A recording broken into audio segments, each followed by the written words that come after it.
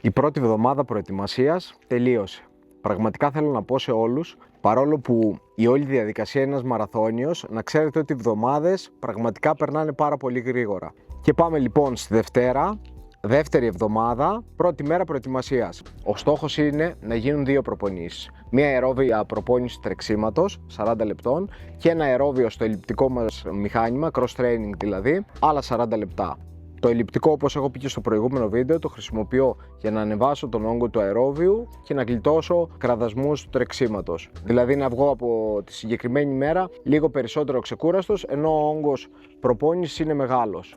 Το πρωί, 5,5 ώρα, ξύπνησα, έκανα 40 λεπτά στην αερόβια ζώνη, βγήκε πολύ καλά. Ο λόγος που θέλω να το κάνω αυτό είναι για να αποφύγω τη ζέστη τώρα το καλοκαίρι, όπως επίσης και για να συνηθίσω τη συγκεκριμένη ώρα, γιατί και ο μαραθώνιος είναι αρκετά πρωί.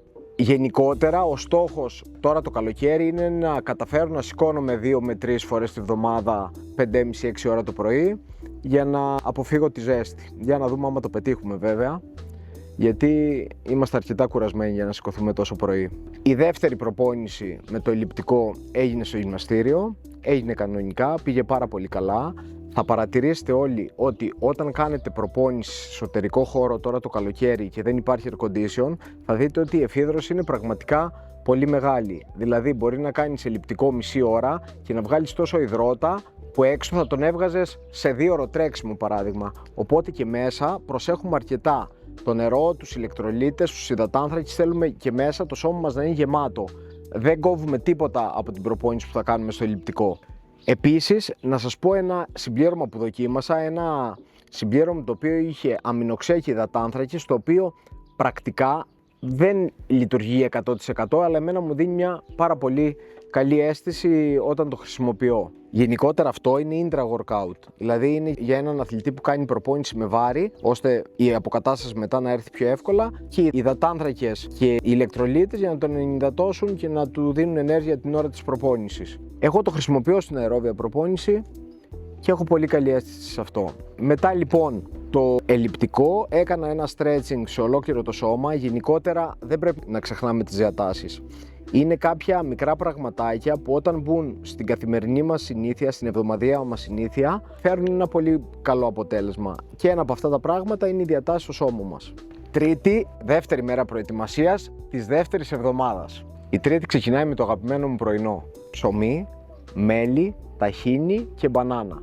Τρώμε αυτό το πρωινό και ξεκινάει η μέρα μας. Τη συγκεκριμένη μέρα είχα 60 λεπτά στην αερόβια ζώνη, τρέξιμο, μόνο τρέξιμο, το οποίο όμως λόγω υποχρεώσεων έγινε 9 η ώρα το βράδυ, δηλαδή πήγε λίγο αργά. Αυτό που θέλω να τονίσω είναι ότι η ώρα αυτή δεν μ' αρέσει καθόλου. Μετά τις 9 η ώρα όταν βγαίνω για τρέξιμο, το σώμα μου είναι πάρα πολύ κουρασμένο, εκείνη η ώρα θεωρώ ότι είναι ώρα ξεκούρασης. Όμως πρέπει να εστιάζουμε πάντα στο θετικό, δηλαδή να βρίσκουμε ένα λόγο που εκείνη η ώρα μας δίνει κάτι καλό. Εμένα παράδειγμα, σε αυτό που εστιάζω είναι στο μέρος που τρέχω. Στο Ηράκλειο Κρήτης έχουμε ένα πάρα πολύ όμορφο λιμάνι, έχουμε το κάστρο μας που υπάρχει ένας μόλος που τρέχουμε μέσα, τον οποίο είναι πολύ ήσυχο μέρος για μας τους δρομείς και κατάλληλο για τρέξιμο. Οι περισσότεροι δρομείς λοιπόν στις πόλεις σας έχετε ανάλογα μέρη. Μπαίνουμε στη διαδικασία όμως να τα θεωρούμε δεδομένα. Μην τα θεωρείτε δεδομένα, δεν υπάρχουν παντού. Όταν έχετε τέτοια σημεία που μπορείτε να πάτε να τρέχετε, να πηγαίνετε, να το ευχαριστιέστε και να νιώθετε όμορφα όταν τρέχετε σε αυτό το σημείο. Την ίδια μέρα πάλι, μετά το τρέξιμό μου, πήγα αργά στο σπίτι, έβαλα τις μπότες συμπίεσης για αποκατάσταση, έφαγα ένα καλό βραδινό με αρκετή πρωτεΐνη για να κάνει αποκατάσταση στο σώμα μου και ένα καλό ύπνο. Να τονίσουμε για τον ύπνο ότι είναι το καλύτερο αναβολικό. Αν δεν κοιμάσαι καλά, την επόμενη μέρα σίγουρα δεν θα είσαι έτοιμος για να κάνεις μια απαιτητική προπόνηση. Πάμε στην Τετάρτη. Η Τετάρτη ξεκινάει με ένα πρωτεϊνικό πρωινό, δηλαδή 2 αυγά, μία φέτα ψωμί και ένα πορτοκάλι.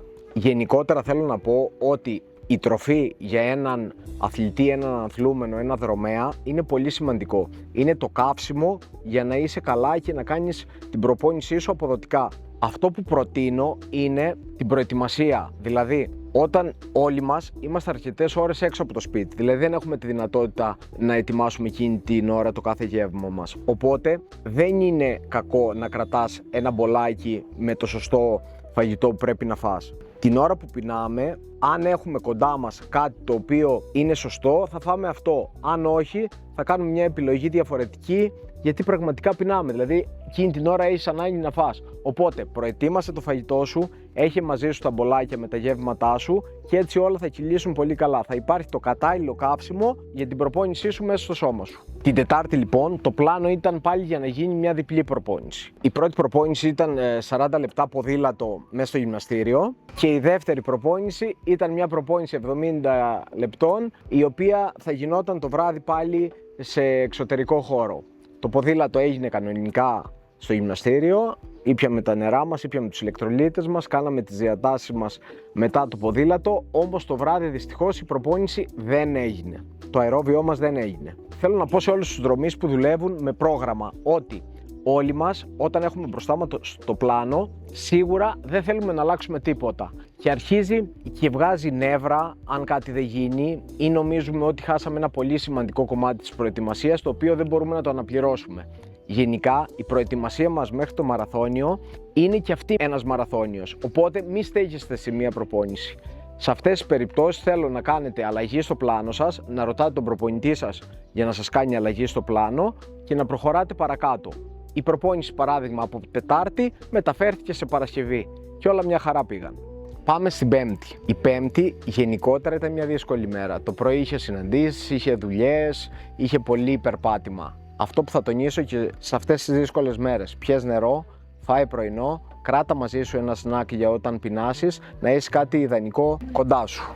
Το απόγευμα είχε 70 λεπτά αερόβιο, το οποίο θα γινόταν στο στάδιο. Στο στάδιο μαζευόμαστε κάθε Πέμπτη με την ομάδα μου και κάνουμε την προπόνησή μας εκεί. Θέλω να πω ότι σε αυτά τα συνεχόμενα τρεξίματα δεν μ' αρέσει καθόλου να τα κάνω μέσα σε στάδιο. Προτιμώ να βγω έξω στο δρόμο και να κάνω ελεύθερο το τρέξιμό μου. Οπότε τι έκανα: συναντηθήκαμε με την ομάδα μέσα στο στάδιο, έκανα 1-2 κύκλους μέσα στο στάδιο και βγήκα στην παραλιακή του Ηρακλείου για να κάνω την υπόλοιπη μου προπόνηση, η οποία βγήκε εξαιρετικά. Έχω να πω ότι αυτές τις ώρες υπάρχει τώρα το καλοκαίρι πάρα πολύ ζέστη και υγρασία, οπότε κρατάτε ένα μπουκαλάκι νερό μαζί σας, παρόλο που μπορεί να νιώσεις ότι σε κουράζει να κρατάς ένα μπουκάλι νερό μαζί σου την ώρα που τρέχεις. Κρατάτε, πιείτε μια-δυο γουλιές ανά 10-15 λεπτά και η προπόνηση σίγουρα στο τέλος θα έχει πολύ καλύτερη αίσθηση από ότι αν δεν κρατούσες μαζί σου νερό. Την ίδια μέρα, όταν γύρισα στο στάδιο, λοιπόν, μετά το τέλος της προπόνησης, είπαμε ομαδικά να κάτσουμε στο χόρτο του σταδίου και να κάνουμε λίγο ενδυνάμωση. Οπότε και τα παιδιά από την ομάδα κρατούσαν μαζί τους ένα στρωματάκι και δουλέψαμε κάποιες ασκήσεις για πόδια και για τον πυρήνα μας. Το βράδυ γύρισα σπίτι, χρησιμοποίησα λίγο το πιστόλι μασάζ για αποκατάσταση στα πόδια, ένα καλό πρωτεϊνικό βραδινό πάλι και ξανά για ύπνο όσο γίνεται νωρίτερα. Παρασκευή. Είναι η μέρα, λοιπόν, που κανονικά θα ήταν μέρα ξεκούρασης, αλλά τώρα θα γίνει η προπόνηση της Τετάρτης, η οποία είναι 70 λεπτά στην αερόβια ζώνη, συν 5 με 6 strides, δηλαδή ανοίγματα, για την ενεργοποίηση του νευρομυϊκού συστήματος. Λέω ξανά ότι κάνουμε προσαρμογές και συνεχίζουμε. Δεν μένουμε σε κάτι που χάσαμε, γιατί το σώμα μας πραγματικά δεν πήγε καθόλου πίσω. Εκείνη τη μέρα έγινε κανονικά η προπόνηση, η οποία ξανά έγινε 10 η ώρα το βράδυ.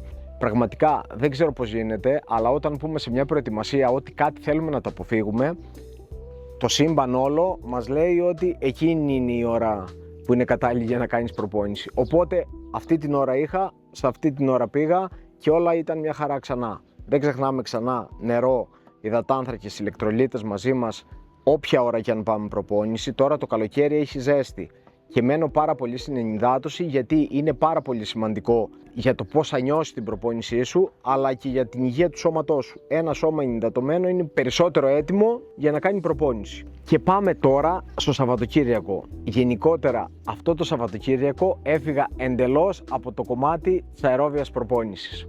Το Σάββατο, λοιπόν, σηκώθηκα το πρωί και με κάποια παιδιά της ομάδας είχαμε κανονίσει να πάμε να τρέξουμε ένα αγώνα 10 χιλιόμετρων στην Ιεράπετρα, το οποίο ο αγώνας γίνεται μέσα σε στάδιο. Πήγα στην ουσία για να κάνω ένα πείραμα στον εαυτό μου. Ήθελα να δω με αερόβια προπόνηση αν το σώμα μου μπορεί να ανταπεξέλθει σε ένα αγώνα υψηλής έντασης, σε ένα αγώνα 10 χιλιόμετρων. Σε όλη τη βδομάδα, όπως είδατε και πριν, δεν έκανα καμία προσαρμογή για αυτόν τον αγώνα. Έκανα κανονικά την προπόνησή μου για την προετοιμασία μου για το μαραθώνιο, απλά έβαλα εμβόλυμα αυτόν τον αγώνα το Σάββατο για να τσεκάρω κάποια πραγματάκια που ήθελα. Πήγαμε στην Ιεράπετρα, πήγαμε για καφέ, περάσαμε πάρα πολύ ωραία και φτάσαμε λοιπόν στο στάδιο για τον αγώνα των 10 χιλιόμετρων. Ο αγώνας γενικότερα πήγε βάσει πλάνου. Ήμουν σίγουρος ότι το αποτέλεσμα δεν θα ήταν το ίδιο όπως όταν είμαι σε προετοιμασία για ένα αγώνα 10 χιλιόμετρων. Δηλαδή, για να καταλάβετε, πήγε 1,5 λεπτό σχεδόν πιο αργά από το ρεκόρ μου σε ένα τέτοιο αγώνα. Αλλά πραγματικά δεν θέλω να μένετε σε αυτό. Για να κρίνετε ένα αποτέλεσμα θα πρέπει να έχετε στο μυαλό σας σε ποια φάση της προετοιμασίας είσαστε και αν έχετε δουλέψει στην ουσία για ένα τέτοιο είδους αγώνα. Εγώ αυτό που παρατήρησα είναι ότι ήταν ξεκάθαρο ότι το σώμα μου ήταν κουρασμένο. Με ποια έννοια? Ότι ο ρυθμός που προσπάθησα να κρατήσω ήταν ο ρυθμός 10 χιλιόμετρων μου, δηλαδή στη ζώνη παλμών στο κατόφλι, στη threshold zone. Ο ρυθμός ήταν εκεί, η παλμή μου ήταν στα κόκκινα. Είχα ανέβει στη VO2 Max από τα πρώτα 2 χιλιόμετρα. Δεν μπορούσα να μείνω εκεί για πάρα πολλή ώρα, οπότε έριξα ρυθμό, πήγα σε μια πιο μέτρια ένταση και συνέχισα τον αγώνα μου κανονικά. Θέλω να πω ότι αυτός ο αγώνας πραγματικά δεν σε πάει πίσω, απλά σου δίνει κάποια προπονητικά στοιχεία για να συνεχίσεις την προετοιμασία σου. Θέλω να εκτίθεστε, να μπαίνετε σε αγώνες, να δοκιμάζετε και να κρίνετε το αποτέλεσμα σύμφωνα με την περίοδο της προπονητικής διαδικασίας και όχι με το ρεκόρ που έχετε κάνει, τη χρονική περίοδο που έχετε προετοιμαστεί για αυτόν τον αγώνα. Οπότε τελειώνει και ο αγώνας των 10 χιλιόμετρων, αρκετά κουρασμένος, και τώρα έρχεται η έκπληξη. Ομαδικά, ο αγώνας αυτός είχε εντός εισαγωγικών ένα φαν 4x800, δηλαδή σκητάλι 4x800 μέτρα, το οποίο πήραμε μέρος σαν ομάδα. Φανταστείτε ότι το δεκάρι τέλειωσε 10 παρατέταρτο και 10 η ώρα το βράδυ ξεκίνησε η σκητάλη το 4x800. Φανταστείτε πώς ήταν τα πόδια μου όταν ξεκίνησα για να κάνω ένα 800, όλα μέσα, πραγματικά όλα μέσα. Αλλά και αυτό σου δίνει κάποια στοιχεία. Το έκανα, η ομάδα πήγε πάρα πολύ καλά, πήραμε τρίτη θέση και ήταν 10-15 ομάδες. Οπότε μια χαράκι το αποτέλεσμα αυτό, περάσαμε καλά, είδαμε φίλους και τέλειωσε η βραδιά με ξεκούραση, με ύπνο. Ο πιο ωραίος ύπνος είναι ο ύπνος μετά από ένα αγώνα. Είσαι τόσο κουρασμένος, πρέπει να φας κάτι καλό, να πιεις το νερό σου και να παίζει για ύπνο. Και πάμε στην τελευταία μέρα της εβδομάδας, την Κυριακή, που και αυτή είχε λίγο αθλητικό περιεχόμενο, δηλαδή σηκωθήκαμε το πρωί στην Ιεράπετρα, πήγαμε για πρωινό, είχα να στείλω κάποια προγράμματα online, οπότε έκατσα στο καφέ και δούλεψα για αρκετή ώρα στον υπολογιστή, μίλησα με κάποιους αθλητές μου και στη συνέχεια πήγαμε σε ένα αγώνα εδώ στην Κρήτη, στη Λίμνη Διγενή, σε ένα πανέμορφο μέρος, το οποίο σας το προτείνω να πάτε για προπόνηση, γιατί δίπλα γύρω από τη Λίμνη έχει ένα χωματόδρομο, ο οποίος είναι κατάλληλος για προπόνηση. Το υψόμετρο νομίζω ότι είναι στα 400-500 μέτρα, οπότε υπάρχει ένα σχετικό υψόμετρο σε αυτό το σημείο, είναι ένα όμορφο μέρος, υπάρχει και καφέ μετά, οπότε όλο το πακέτο είναι για να πάει κάποιος να κάνει την προπόνησή του. Τη συγκεκριμένη μέρα λοιπόν, για να επανέλθω την Κυριακή, είχε ένα αγώνα 11 χιλιόμετρων και 5,5 χιλιόμετρων, στον οποίο έτρεχαν αρκετοί αθλητές μου, οπότε έπρεπε να πάω στον προπονητής να τους δω από κοντά. Γενικά μου αρέσει να είμαι κοντά σε διοργανώσεις, είτε συμμετέχω είτε δεν συμμετέχω. Όλοι οι αθλητές μου πήγαν εξαιρετικά. Κάτσαμε στις βραβεύσεις και φύγαμε στο τέλος του αγώνα για να γυρίσουμε στο Ηράκλειο. Πραγματικά κουραστική Κυριακή, μπότες συμπίεσης κατευθείαν, καλό βραδινό και απόλυτη ξεκούραση μετά για ύπνο. Να τονίσω, παρόλο που δεν το λέω κάθε βράδυ, ότι το μαγνήσιο είναι υποχρεωτικό πριν τον ύπνο. Επίσης, στις δύσκολες προπονήσεις, ίσως χρειαστεί να πιούμε μαγνήσιο και μετά το τέλος της προπόνησης. Να τονίσω ότι ο μαραθώνιος είναι για όλους που μπορούν να κρατήσουν ένα δομημένο πλάνο μέσα στην εβδομάδα. Όλα βέβαια ξεκινάνε από τις ιατρικές εξετάσεις, έτσι. Ένας γιατρός αρχικά πρέπει να μας δώσει το OK, ότι καρδιακά, μυϊκά, μυοσκελετικά είναι ένας άνθρωπος έτοιμος για να περάσει μια τέτοιου είδους επιβάρυνση. Απλά ο κάθε δρομέας θα πρέπει να σκεφτεί αν έχει το χρόνο εβδομαδιαία να υποστηρίξει μια τέτοιου είδους προπόνηση, και μένω πάρα πολύ στην προπόνηση γιατί για να έχει μια καλή αίσθηση στον αγώνα, για να περάσει καλά στον αγώνα, θα πρέπει να κάνει μια σωστή προετοιμασία. Και η σωστή προετοιμασία για 42 χιλιόμετρα έχει αρκετά χιλιόμετρα τρέξιμο. Το tip της εβδομάδας. Το είπαμε και μέσα στο βίντεο. Μην παίρνετε σαν δεδομένο τα ωραία μέρη που έχετε για τρέξιμο. Να πηγαίνετε να τρέχετε σε αυτά τα ωραία μέρη και να τα απολαμβάνετε. Κάνε εγγραφή στο κανάλι, γιατί ακόμα είμαστε στην αρχή. Τώρα ξεκινάει όλη η διαδικασία. Οι εντάσεις, οι δύσκολες προπονήσεις και η κούραση δεν έχει έρθει ακόμα. Ευχαριστούμε και για τα σχόλια και το feedback που παίρνω για τα βίντεο του καναλιού μου.